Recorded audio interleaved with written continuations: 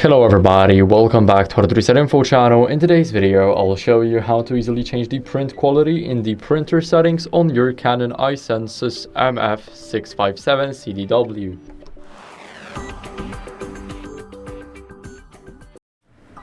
So first, what you guys want to do is go over to the menu.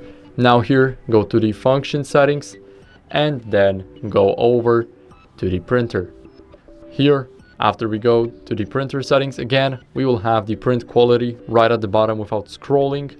And here we can change the density, we can change the toner safe, gradation, the density fine adjustment, the resolution, and special smoothing mode. Of course, we have a lot more, and it's the toner volume correction, the line control, width adjustment, advanced smoothing, gradation smoothing, and enhanced text for black and white printing.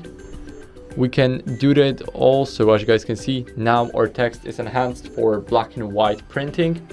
We can also change, for example, the toner safe, so we use less toner.